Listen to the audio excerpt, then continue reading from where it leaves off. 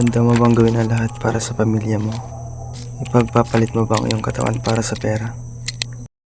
Ano ang gagawin mo?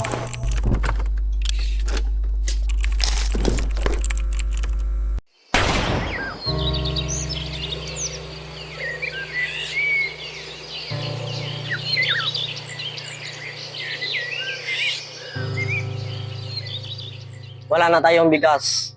Kahit piso, wala na akong mahugot sa aking bulsa. Ano na tayo? Paalam na ang anak natin. Nay, tay, kaya ko pong tumulong. 1, 2, 3.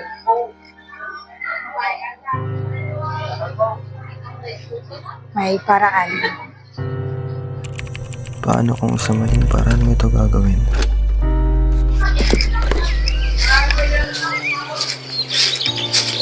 Miss, magkano ka? Hindi ko po alam. Huwag kang mag-alala, may panggastos ka na sa pamilya mo pagkatapos.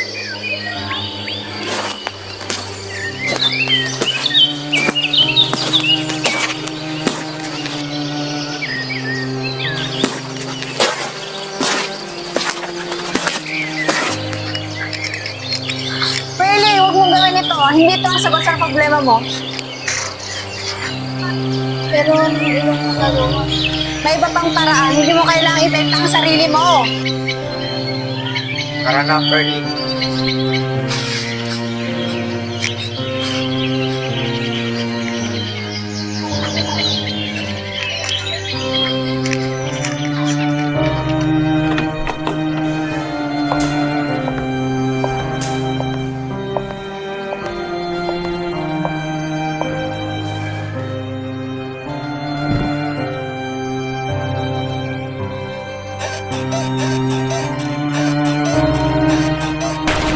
Nay, tay, kaya ko pong tumulong.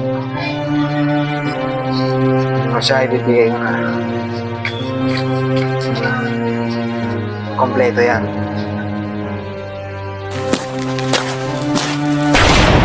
Teka.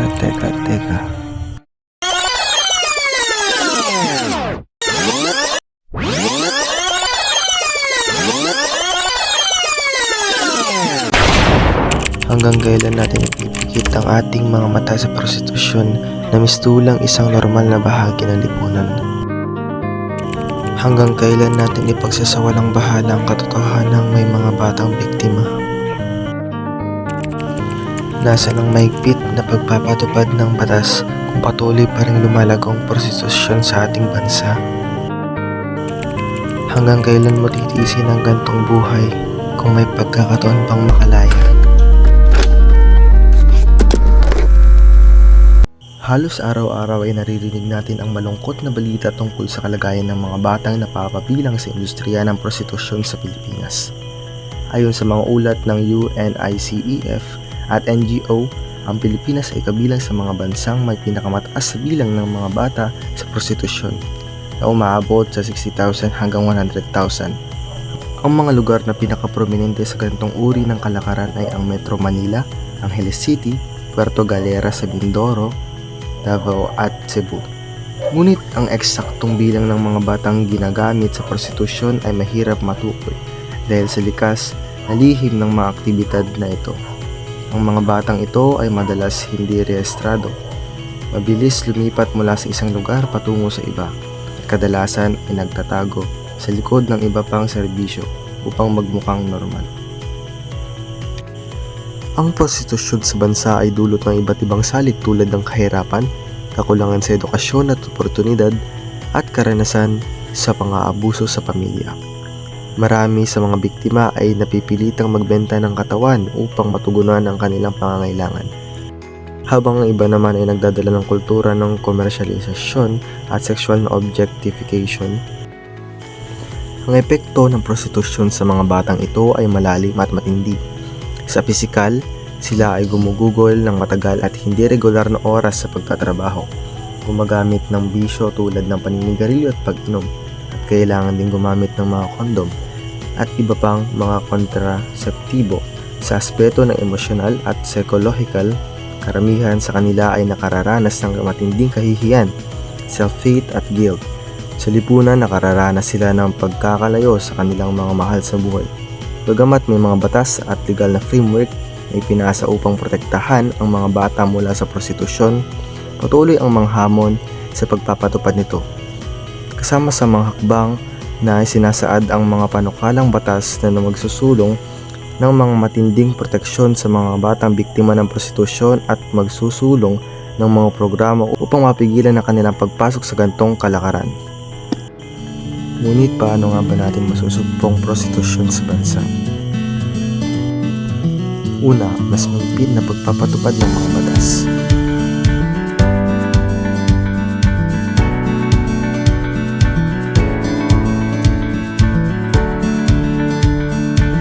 Pangalawa, pagbibigay ng alternatibong kabuhayan. Pangatlo, mas malawak na edukasyon at kamalayan. Pang-apat, mas mabilis at mas malawak na suporta para sa mga biktima. Kalima, pakikiisa ng lipunan at pribadong sektor. Hindi madali ang laban kontra prostitusyon, ngunit sa mas mahigpit na batas, mas maraming oportunidad, mas malawak na edukasyon at mas mabilis na aksyon, posible itong matigil. Ang pagbabago ay nagsisimula sa ating lahat. Habang nananatili tayong tahimik, mas maraming buhay ang nasisira. Habang patuloy nating binabaliwala ang prostitusyon, mas maraming pangarap ang nawawala. Hindi ba panahon na upang kumilos? Panagutin ang mga nananamantala, paglaban ang isang lipunang may hustisya at dignidad. Huwag na tayong magbulag-bulagan pa. Ang katawan ay hindi kalakal, ang dignidad ay hindi presyo, at ang kinabukasan ay hindi dapat nakatali sa pang-aabuso. Labanan natin ang prostitusyon, maging bahagi ng pagbabago, maging boses para sa mga walang lakas, maging liwanag para sa mga nasa dilim. Kung may kilala kang nangangailangan ng tulong, tumawag sa 1343 Action Line o lumapit sa mga ahensyang handang kumagapay. Sama-sama natin ipaglaban ang isang lipunang malaya sa pagsasamantala, kung saan ang bawat Pilipino ay may karapatang mamuhay ng may dangal at pag-asa.